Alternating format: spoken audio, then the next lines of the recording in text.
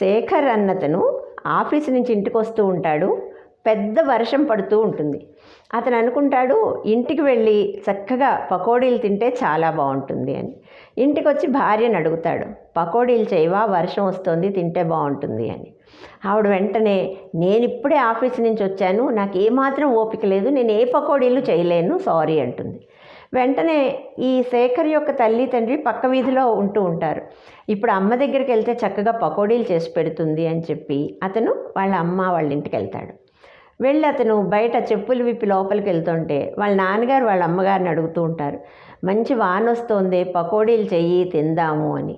ఆవిడంటుంది, నాకేమీ ఓపిక లేదండి, మీరు హాయిగా రిటైర్ అయ్యి కూర్చున్నారు కానీ నాకే పని తప్పటం లేదు, నేను ఇప్పుడు ఏ పకోడీలు చేయలేను అంటుంది. ఇతను లోపలికి వెళ్తాడు.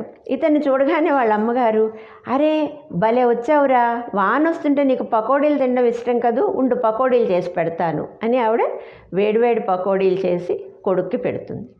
ఇతను చక్కగా తృప్తిగా తిని కాసేపు కబుర్లు చెప్పి ఇంటికి వెళ్తాడు.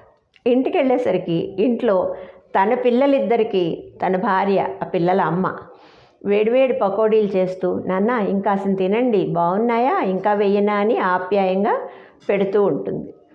ఇది ఈ చిన్న కథ మనకేం చెప్తోంది అంటే, అమ్మ మనసు వెన్న. అమ్మ పిల్లలు ఏది అడిగినా కూడా అసలు కాదనే ప్రసక్తే లేదు, చక్కగా చేసి పెడుతుంది. అందుకనే భగవంతుడు ప్రతి ఇంట్లో తను ఉండలేక అమ్మని సృష్టించాడు అంటారు. అమ్మ ఉన్న వాళ్ళందరూ ఎంతో అదృష్టవంతులు. అమ్మల్ని చక్కగా చూసుకోండి. ఇంకో మంచి కథతో మళ్ళీ కలుద్దాం. ధన్యవాదములు.